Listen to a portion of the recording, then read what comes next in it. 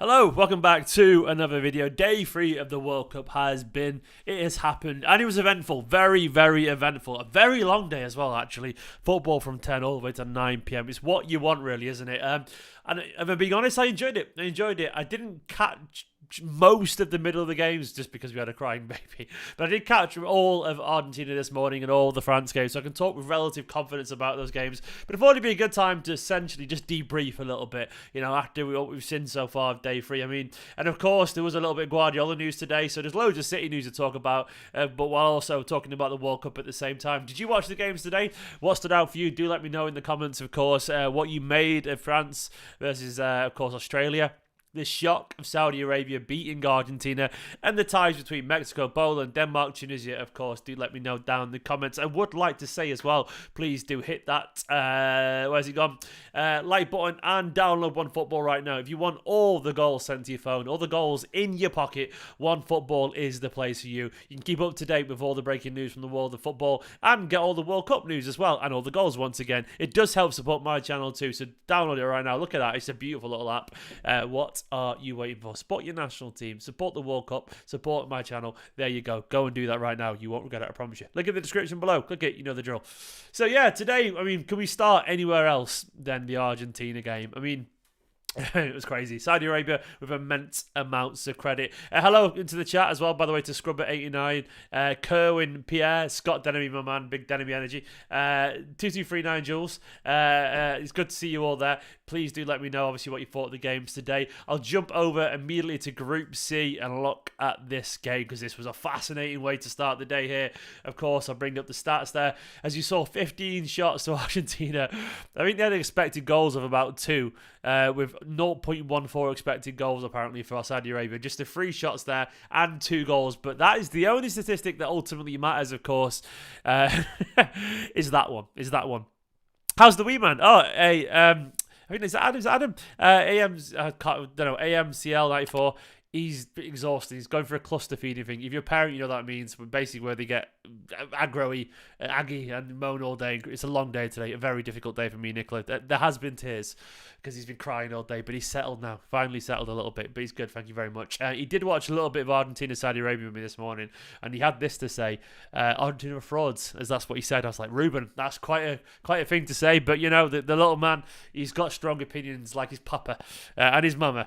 Either way, we saw that this morning. It could have been game over very, very early on. Honestly, Argentina had 2 goals, in my opinion, that I think probably should be allowed, but the rules say they're not allowed to. I'm not really a fan of the offside thing, where if it's someone's arm or shoulder or whatever, I like it from the feet level, because, if you look at both instances, Messi and Martinez are actually stood further back than the defender. That's my personal take on VAR and offside. I don't like it. I understand they were the rules, though, so they were fair game in the end. But basically, Saudi, they really diced with death a few times, man. That high line was very, very high. 3 goals disallowed, I think 2 for Martinez and 1 for Messi. It could have been game over very, very, very early on. But with football, what they say, if you don't take your chances, and if you are wasteful on the ball, look what happens. That happens there. That absolute state of affairs there. And you've got to give it to Salah Al-Shaheri. That goal out of nowhere massively, massively changed the complexion of the game. And then barely 5 minutes later, Aldo Asari. What a finish, by the way. The both of them, incredibly good finishes. Look, and if you're going to rob not rob, I guess, shock a nation as good as Argentina, the tournament favourites nonetheless, it's probably the biggest shock ever. You got to finish really, really well, and the finishing was of the highest quality for Saudi Arabia, and I was buzzing for them, to be fair. They looked absolutely delighted at the end, and you can't help get caught up in the underdog story there. Argentina, I was very disappointed with. This is how they lined up: Martinez in goal, Molina, Romero, and Otamendi with Tagliafico at left back. Wants a City target, of course. Otamendi wants a City player. None of Martinez, which was interesting. Di Maria, Rodrigo de Paul, Paredes, Papu Gomez, Lionel Messi, and Martinez, with our boy Julian Alvarez on the bench. And to be honest, they started off decent, but there was a real lack of rhythm for Argentina. I was genuinely quite unimpressed, and they were 36 games unbeaten or something like that, so close to a new international record, yet they just buckled it. They absolutely bottled. They buckled under pressure. They bottled it. I was very disappointed Argentina's performance. This wasn't the performance of, potential champions. I'm sure they will turn it around. I'm sure they will find form. But, you look at Group C now and, it's... It's definitely, there's the potential there for that to be a big problem. Poland, Mexico, they are no pushovers by any stretch. They weren't impressive, either of those teams today. We'll get on to in a little bit. But honestly, you look at that group now with Saudi Arabia.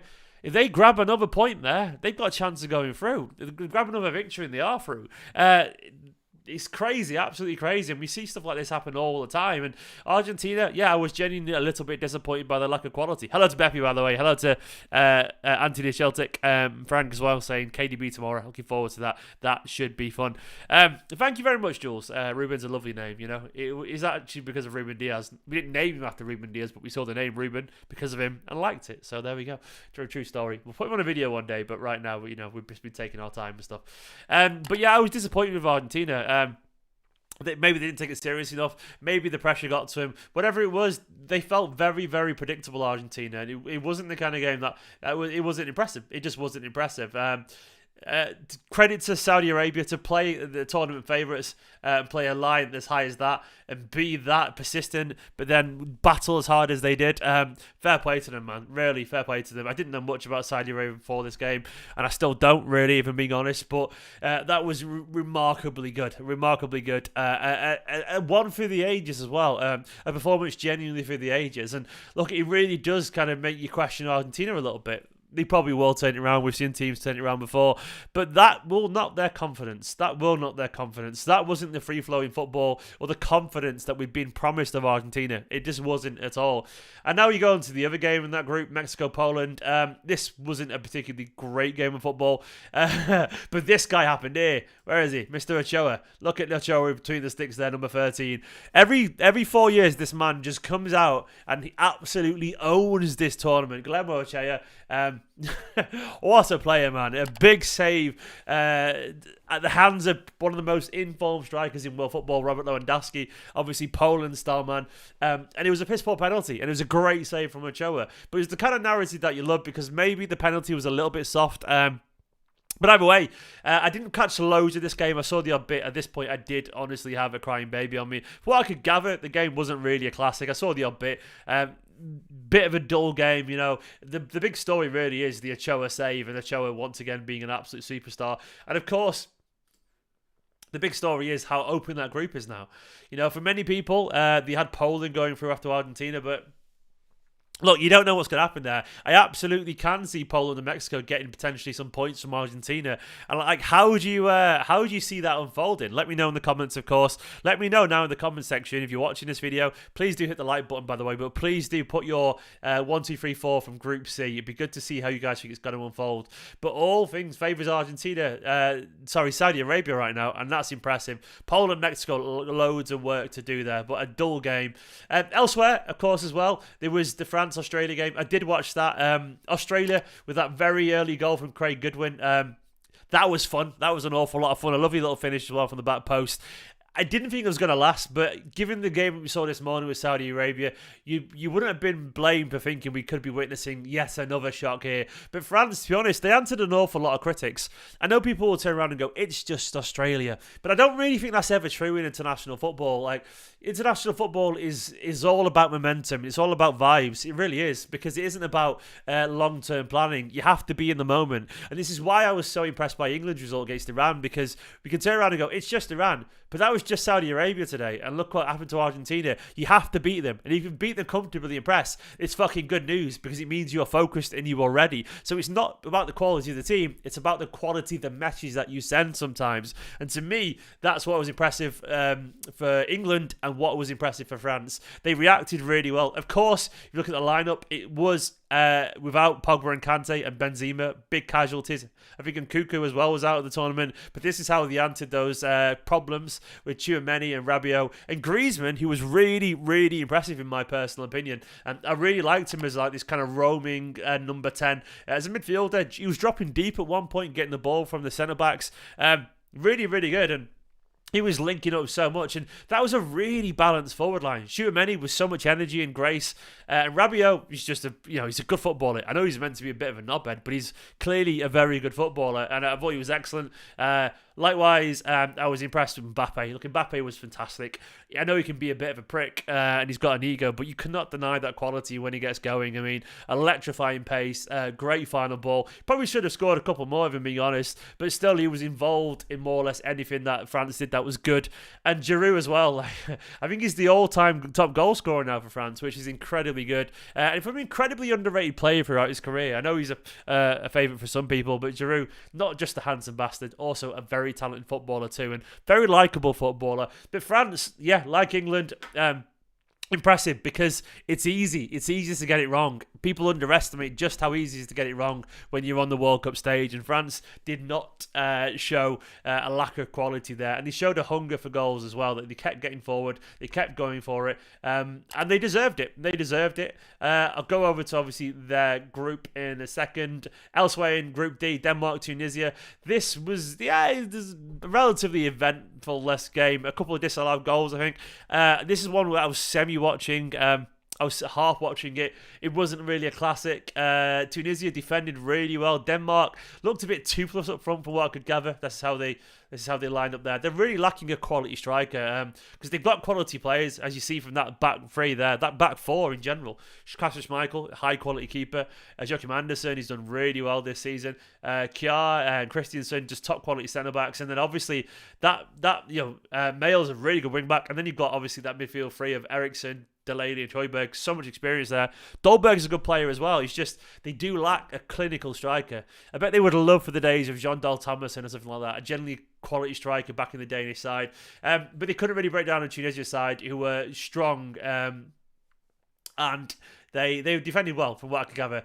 You look at Group D now and how it's unfolding Group D, and this is what the stage right now after one game played there. They've got France at the top. It's very open. Australia will still fancy their chances, even though they do lack a little bit of quality. It's not the Australia side that you go back to many years ago when you had the likes of, Viduka and Kuhl and Bosnich and everyone else, and all these Bremerton, all these players that were kind of sort of household names in the Premier League. It's not the same anymore. They've got a significantly less players, substantially less quality. But it doesn't really matter. It's a World Cup, and stranger things could happen, Aaron Moy, of course, ex-City played there. Stranger things have happened, but I think, looking at the table so far, this is how they're unfolding. Netherlands and Ecuador, starting with the quality you'd expect them to there, they're probably favourites to go through. I fancy Ecuador against Senegal too. England was still really good as well. I thought England were remarkably good. The rest of the group's very open there. USA, I think probably your favourites. I think they were slightly better than Wales in that game. And we're looking forward to tomorrow's fixtures as well now. What we got coming up tomorrow, let's have a look.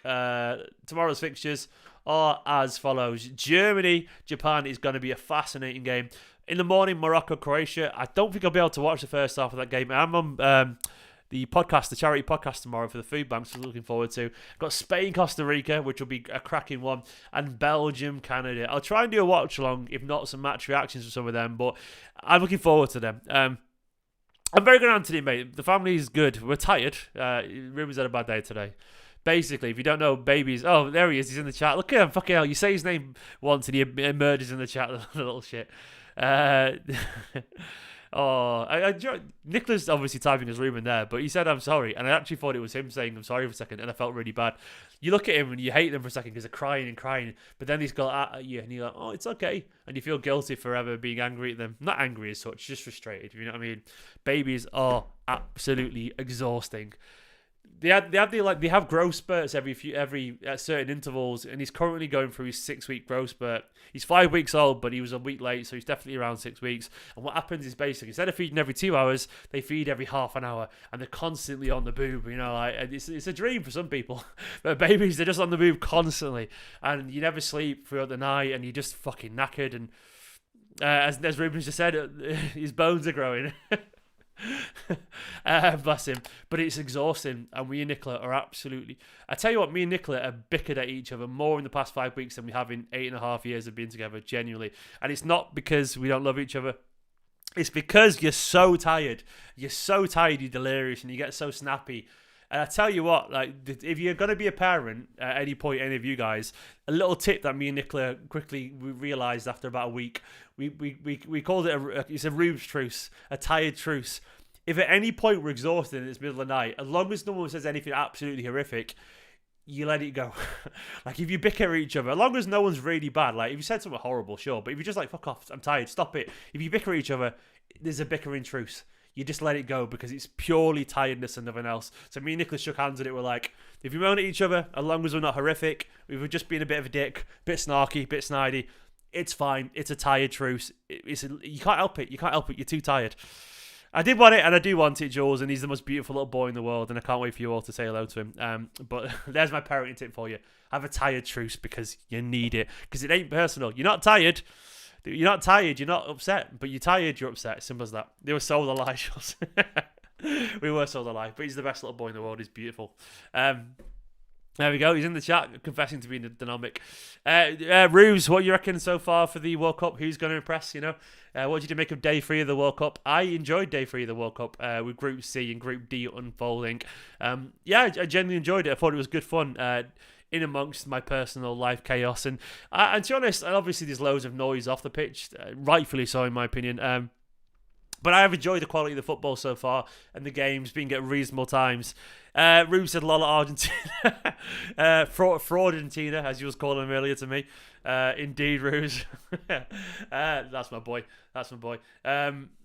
It's been a fun day of football. Anyway, I hope you guys are enjoying these little quick roundups. Of course, you know, there's no City content. I did a video earlier about Guardiola. Go and check that out. But all I can do is chat about the games with you guys. And I'll try and get some guests on as well to talk about, you know, maybe tomorrow's football. I'll try and get someone on at the end of the day to just have a big old chat about stuff, you know.